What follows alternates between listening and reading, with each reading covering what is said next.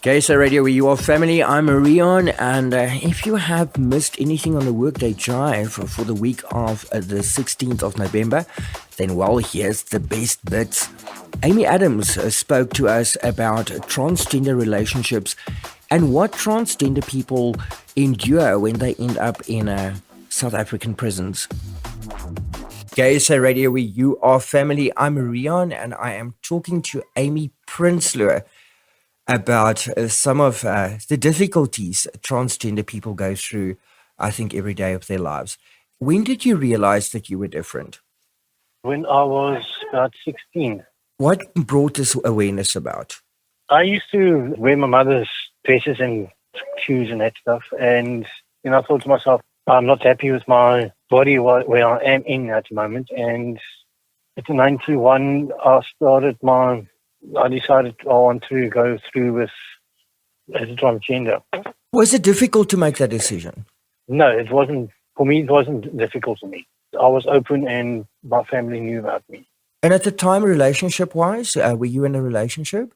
I was in a relationship in 91, and my brother did support me, sent me through to Cape Town at that time, and I was going to have the operation, but I couldn't have the operation. Was it difficult for you to come out? No. I was open.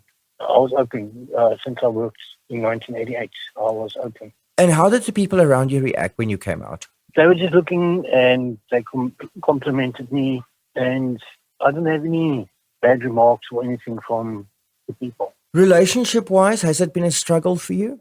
I had a few relationships that was struggled with me. My partners didn't want me to go with the things, and I've now found a lovely man who's supporting me, and he knows where I am, what I'm doing, and he's sticking by me, he's standing by me. If you could give advice to anybody who's on the same journey as you are, what advice would you give them? I will just say, ladies, don't be afraid, be proud what you are, and that you got your rights to be what you are, and don't let people get you down. What was it like back in 1988, 1991? Was it difficult? It was a bit difficult for some of the transgenders, what I knew, who was going through with operations and that stuff, and they tried to end their life. So, and eventually they didn't. The one transgender who I knew, it was a friend of mine. I told her she mustn't do anything stupid. She must go through with it, with those stuff. Because obviously there is a high suicide rate if you start looking at transgender people. Yes, there is. And this relates to depression as well. Yes. Did you ever suffer from depression? No. I didn't even have suicide attempts or nothing. Support-wise, how did you find support, and were there support for you at the time? Yes, my friends and family supported me. A lot of my friends and colleagues. And yeah, you mentioned earlier you started transitioning back in 1991, and there were delays that happened. Why did that happen? Was it just difficult getting treatment? No, I had a panel of 12 psychiatrists, and they sent me to Kurtiski for the operation, and they would have started me on the hormone treatment at that time, and I was mugged and that stuff in Cape Town, so I couldn't go for the operation. So I had to cancel the operation. Do you think it's easier nowadays to have access to operations and treatments compared to back in 91? Yes, we have now Kurtiski, Steve Biko, hospital is doing it, and yes, there is good results of the operations now. Society and relationship-wise in general, I think that's my other question I have. Do you think it's become easier and more acceptable today than compared to, let's say, 5 or 10 years ago? Yes, with most of the transgenders I knew is coming now out, and who's in Cape Town, they want to have a support group here in Cape Town. And I wanted to try and establish a group here for the transgenders in Cape Town. So you're in Cape Town yourself? Yes. Another one that I sort of picked up along the line on this journey is that for many people, it becomes very difficult to accept that their partner now wants to transition. Why do you think people find it so difficult? Because some of the gay men do not want a female partner. They don't want a woman. They want a man. But that's just And also so stereotypical because there is a confusion between when you are transgender and when you are gay. that's correct. I had the same situation. I was married for 9 years, and my husband didn't want to support me with my transition going through with this. And he said if you wanted a woman, you would have married a woman. But I've found a lovely man who's my fiance is supporting me and everything, and his family is also supporting me and friends. Why do you think for many transgender people it's so difficult to come out? I'm not sure why they still want to be in the closet. I'm not sure why they want to be in there. They should come out because to stand up against to make awareness of transgender people. And there's a lot of people I know who's in the closet. The one friend of mine who stayed in Cape Town, he went back to East London, and he's in the closet and he doesn't want to come out. And I said to him, Lexi, you must come out because that is not. If you're not happy with what you are seeing me and you're happy with what you want to do, go for it. Even the Health for Men's doctor, Dr. Hugo, told him if he wants to go for it, he'll help him for the treatment and that stuff. How can we create more awareness? All the transgenders must come out and meet and try and just be happy for themselves and support all the transgenders together. Now, as an ally, I'm a huge transgender ally. What can I do to help? I would like you to just mention them, please just contact me in Cape Town who's transgenders. I can go to Triangle Project and then we can meet there and we can have sessions there and then talk about the sport and that stuff. So to start a monthly support group in the Cape Town area? Yes, I want to start from next year. If people want to get hold of you, I think they can contact me through Gay SA Radio and I will put them in contact, or they can find you on Facebook. Yes, they can find me on Facebook as Amy Adams. That's Amy Adams. Yes. My other pressing question that I have, there's a court case happening in Cape Town involving Jade September. Can you tell me a little bit more about this? The court case is coming up the 26th of November, and it's the Quality Court in High Court in Cape Town. The men's prison management has taken her makeup away, taken her underwear away, and cut her hair short. They don't want her to be as a transgender in them. We are dealing with a transgender female who is sitting in a male prison here. Yes. That is very concerning because how is that affecting her emotionally and physically? Okay, all the inmates in the men's Paul Small hasn't got a problem with her as a transgender. They accepted her and they'll stand by her. It's just the management of the prison what doesn't want her to be what she is. They want to force her to be a man. And that court case you said is in the Equality Court on the 26th of November. Yes. What can we do to help support and create awareness? I would like all the transgenders that if they can go onto Facebook and go to Lawyers of Human Rights, and then they can go in there and they can see the court case procedure for the 26th of November for Jade September, and then they must share it. And if some of the people in Cape Town who's in holiday or whatever in the Gauteng area, if they come back, they must support her. We're trying to get courts just to let them accept her as a woman in the male prison, and then let her grow her hair and some makeup on, so she can put her makeup on and underwear. Is she on hormone treatment? At the moment, she's not on hormone treatment. They're going to start with her next year on hormone treatment. And that's a problem. Management doesn't want to do the hormone treatment. Gay SA Radio, with your family. I'm Rian, and that was Amy Prinsloo talking to us about transgender awareness and what we can do to help with the fight against discrimination. Paula Quinsee spoke to us about toxic work environments. Gay SA Radio, with your family. I'm Rian, and I'm talking to our relationship and a life coach expert. Paula is back. Hello, Paula. Hello, good to be back again. Thank you. Now, I've been kind of pondering this for the entire week, and we spoke about this last week, and we set it out to ask people if they know what toxic corporate environments is. And, I've been thinking, and all I can think of is a place built next to a mine dump, and there's toxic gases coming in. And please tell me, put me out of my misery. What is a toxic corporate environment? Yeah, I think some people would potentially feel that that is what their work environment is like. That it's just this environment where things are bubbling. There's an undercurrent where you go to work and you're not looking forward to go to work, where there's nothing positive, where you don't get positive feedback, where you potentially get criticized. It could be potentially company policies that are governing what you can and can't do, how you should or shouldn't do things. It could be leadership that is playing a large role. It could be someone in your team that's causing chaos in your team. But it's generally where there's an undercurrent, where there's a vibe, where it's not a nice place to be, where you don't want to be, and you're disengaged. You're not engaged. You're not being creative, innovative, and productive. What are some of the issues that can lead to a toxic work environment? Sure, there could be so many things. There's that saying that new broom sweeps clean. And sometimes when a new leader comes into an organization, they have a completely different management style, leadership style, and idea of what the environment is that they want to create, which could go against the existing environment.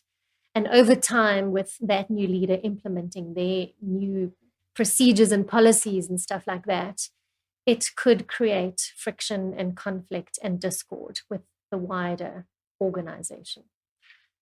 Now we're sitting with a toxic environment and you've got all that bubbles and gases and what is the first step that you need to do to try and resolve it, apart from I'll spray air freshener? I think what companies should look at doing is potentially doing what we call a corporate culture survey, where it could be anonymous or it could be face-to-face focus group type discussions, where you're really getting feedback from the employees, from everyone in the organization as to why are they feeling the way they are? What is it that's causing them to feel like this? So that you can try and get to the real root cause of what's causing the toxic environment.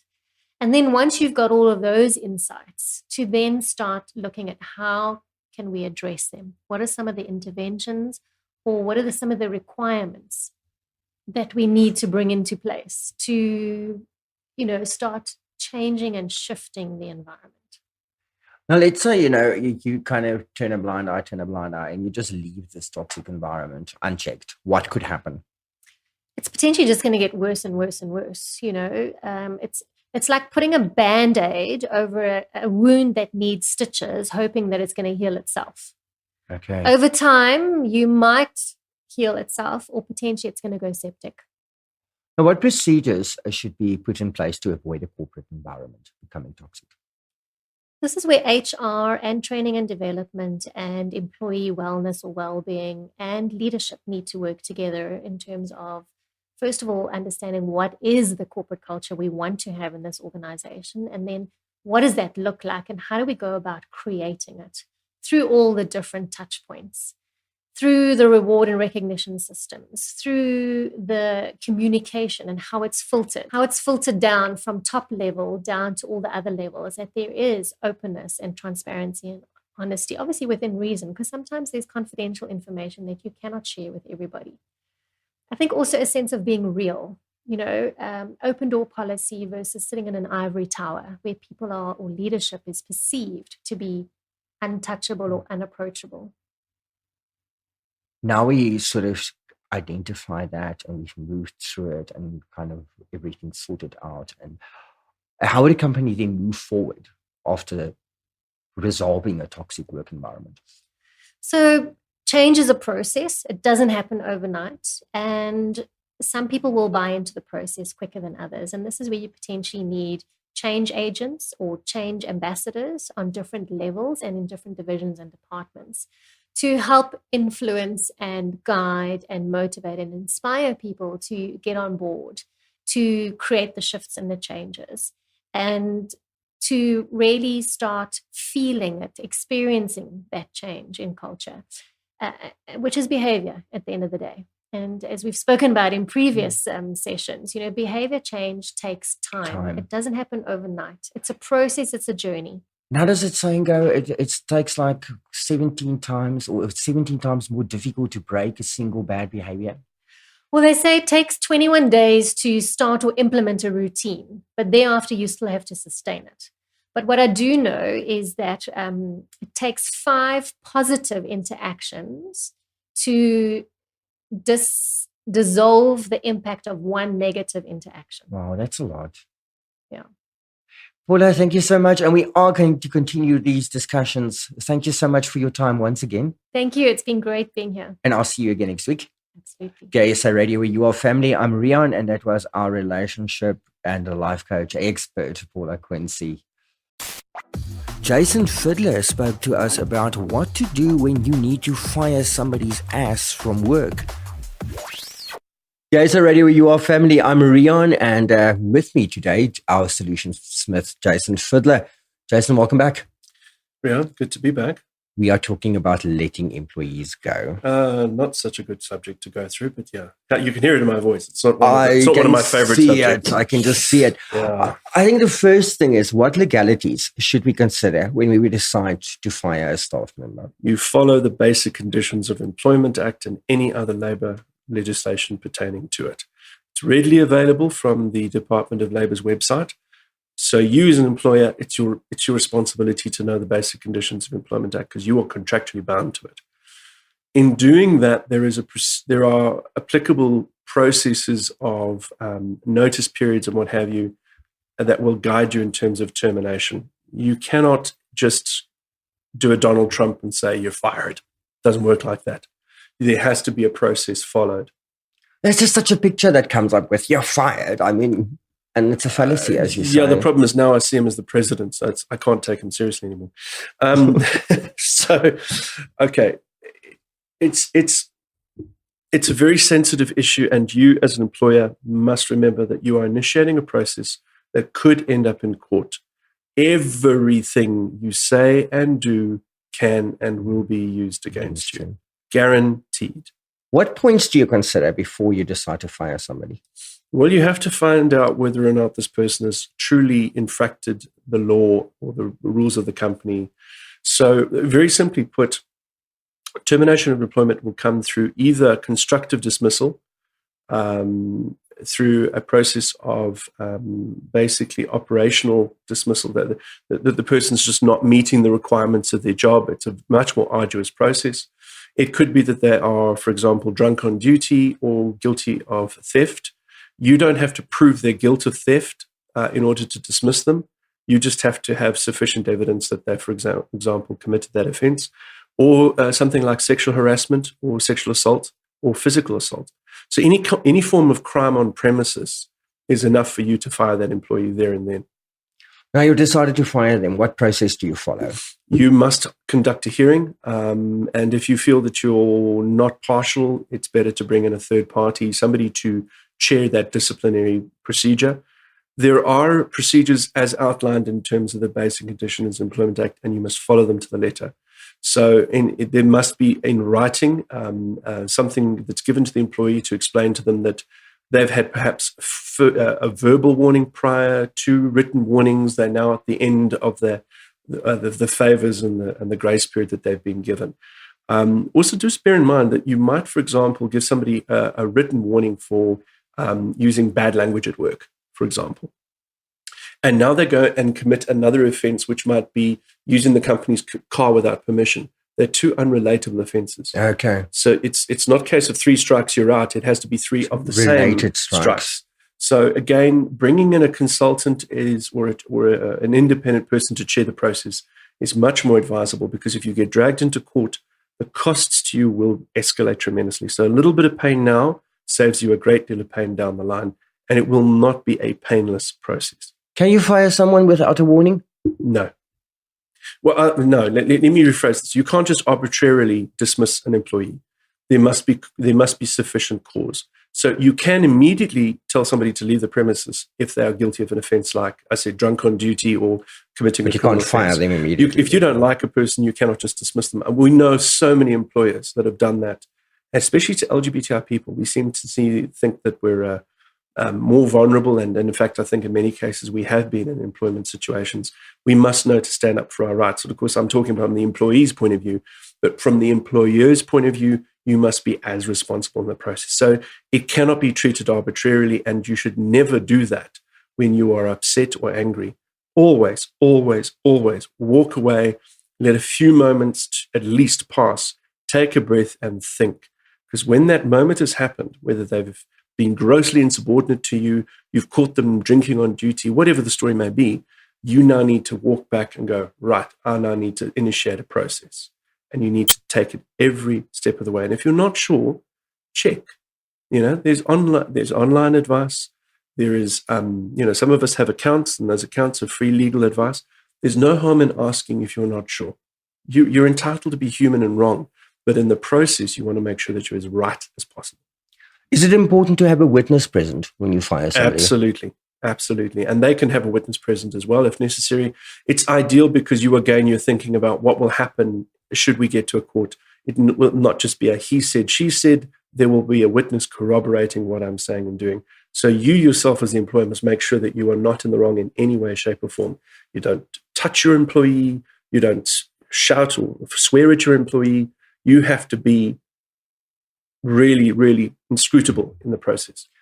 Well, let's say you've now terminated the person, you told them they've got a month and they need to leave. Okay, so you've given them notice. Yeah, right? You've given them notice. What would the ideal time be to start advertising that position again? Immediately. So you don't have to wait for them to leave. And then no, you're entitled because you cannot prejudice the company by not having that person in place. So, for example, let's say they're a sales rep and they're underperforming their targets. They just basically, they just wasted their job. Right, they're out. You need a sales rep in that place. It's an essential job that needs to be fulfilled. Unless you've made it redundant, you're saying to yourself, well, you have actually retrenched a person. You can say, well, look, we're a manufacturing company that does tool and die, and now we're not manufacturing anymore. Well, all the manufacturing jobs are not needed anymore, so you can retrench those people. That's another way of letting an employee go, but you certainly cannot do that with the intention of getting rid of somebody so that you can hire somebody else in their place. Then you're committing an offense. Ouch. Yeah. Jason, thank you so much. That was very insightful. Yeah, it is. But I just want to warn the employers, guys, you're dealing with human beings, you're dealing with lives here, and you're affecting your business. Take it very seriously. Follow the letter of the law. And if you're not sure, take the pain and talk to a professional. Okay, so Radio You Are Family. I'm Rian, and that was our Solutionsmith, Jason Fiddler, talking to us about letting employees go. And Jackie told us about transgender struggles happening in the rural communities and also aiming at putting up a support network. KSA Radio, You Are Family. I'm Rian, and I'm talking to Jackie Mujalbi. Okay, first tell me, you deal with transgender women in the rural areas. That is correct, Tim. Do you think that transgender women in these areas find it more difficult than people in suburban areas? Yes, definitely, because I'm from the rural area. I'm born in Worcester at the farm, and recently I moved to Cape Town. I think Cape Town is more popular with what is happening around trans people. If we think about the rural area communities where I'm coming from, it's more where people believe in their church beliefs. And I think transgender women find it very difficult to express themselves and to live their life. Why do you think this is? Is it just a lack of education as well? I think there is a lot of lack of education. I mean, also, I think about we're dealing with families because they didn't believe in such things. And also our old kind of generation, like our parents and our grandmothers and what they believe. Now, many of these women face various forms of abuse. We're looking at mental abuse, physical abuse. What do you think can be done to stop it?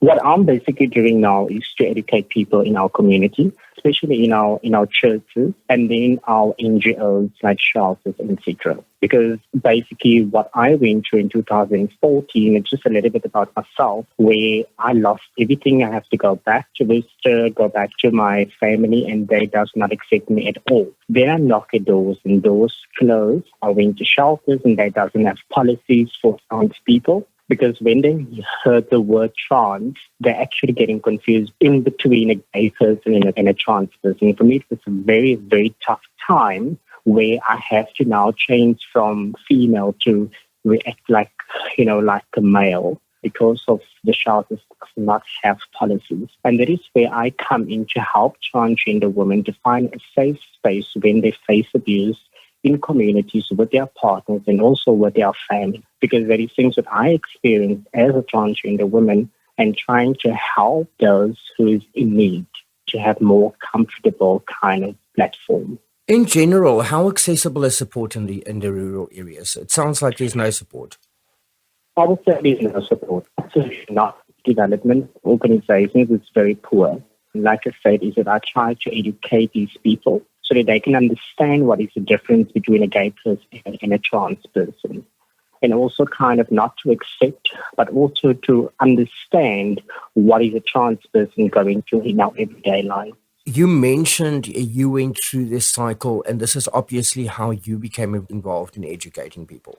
That is correct. Yes. Like I said, I went through the cycle with my family and with my community. Now people can actually look up at me and people can come to me for help where I can assist. At the moment, I don't have any shelter, but what I do is that I do referrals, kind of to find a safe space that is more comfortable for the trans person and where is more trans-friendly. Let's say I'm a family member and I'm not dealing so well with somebody in my family who's transgender.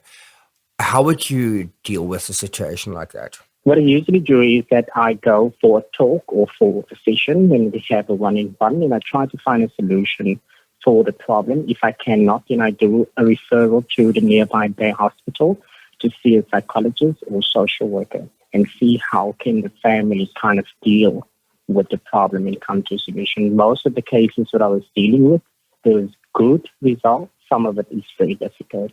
How would you go about educating the community about transgender people? Educate them is that I go to, like I say, to churches, to schools, and then I have a platform to explain what it is to be trans and how it starts from childhood. Now, you mentioned you've got an NPO. Is it a registered NPO? That is correct, yes. I registered myself in 2015 up till 2018 till today. And I'm still active helping transgender women. Is it just you on your own, or do you have people helping you? At the moment, it's only me because I'm starting it. Like I said, I went through a very tough time in my life where doors just closed totally for me and where I faced a lot of discrimination in court cases for discrimination, and there was no assistance and no help because no one understands what I'm going through. Then I started, but at the moment we have two. So it's me and another transgender woman who's actually helping these women going through a tough time. What is the organization called? It's called Sister Outreach. Sister Outreach.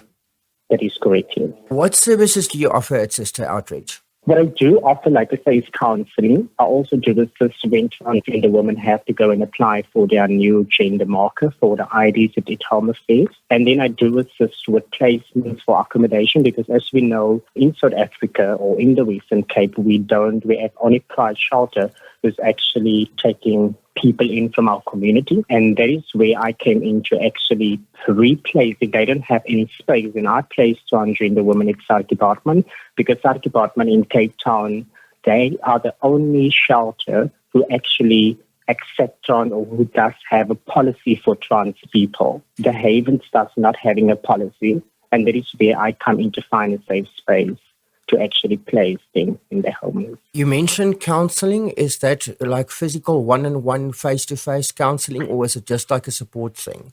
I would say more like a support. So I give my support from my experience, what I was facing, what I went through, and then I can deal with a one-on-one session with a person. And then I will refer to, like I said, to a nearby day hospital to see a social worker or professional psychiatrist or psychologist. So that's the one thing the organization lacks at the moment is actual qualified counselors. That is correct, yes. How do people get involved with the organization? Let's say somebody wants to get involved with you. Is it only for your area? Can it be a national thing? How can people get involved? At the moment, it's already in my area, but I would like it to be all over. Like Cape Town is more fortunate because I think they have Triangle Project and Gender Dynamics. And if we think about Worcester, because Worcester is outside Cape Town, and Worcester in Paul, so that is my main focus, to focus on transgender women, specific on transgender women within the rural areas facing discrimination every day. So that is actually my main focus, because there is a lack of education, and that is where the need is currently at the moment. The other need, by the sounds of it, is a need for shelters. Definitely, there is a need for shelters for trans people. Like I say, I went through a very tough time in 2014 where I had nowhere to go. Family doesn't accept me, doors closed. Where do I go? And at the end of the day, shelter doesn't want even to accept me because they does not have a policy. And that is where I come up with this idea, like I don't want the next sister or the next generation to go exactly through the same thing I went through. So how can I make a difference? And what I'm actually building now is that I want, because I have quite a big backyard, so what I want, my goal is for 2019, is to put Wendy houses on. And if transgender face difficult time or they're homeless or being abused through their family and communities, then they can have a safe place. In the meantime, you said you're referring to other shelters. Tell me how this process works. The process has been very good. At the moment, I'm dealing with Sarki Bartman because they accommodate trans people. And then I also use, so we have one shelter, what we also use, and they also accommodate. But they are not, what I actually do is to educate them. And there's only a few people actually helping. And the others is just say, no, we don't accept. Now, as a transgender person, you are educating and you are helping. How would you advise other people who are allies or who want to help and educate? What advice would you give them? The advice that I would give is that people to just get knowledge and to understand what we're going through to our everyday difficulties. To go out and reach out and understand what transgender really means, what the word means, trans. People are really confused about the word transgender and get confused. Now, it is Transgender Awareness Month. How can we help to sort of promote that awareness? Yes, to promote, I think, educate people, to give them knowledge and understand what the word trans means. Great, Jackie. And if people want to get hold of you, how do they go about it? Are you on Facebook? Yes, and I do have a contact number. My contact number is also my WhatsApp number. The number is 061 77 36 521. And then, of course, people can find you on Facebook. And they can even invite me on WhatsApp as well. That is great. Okay, so ready with your family. I'm Rian, and that was Jackie telling us all about being transgender in the rural areas and her plans to make a difference.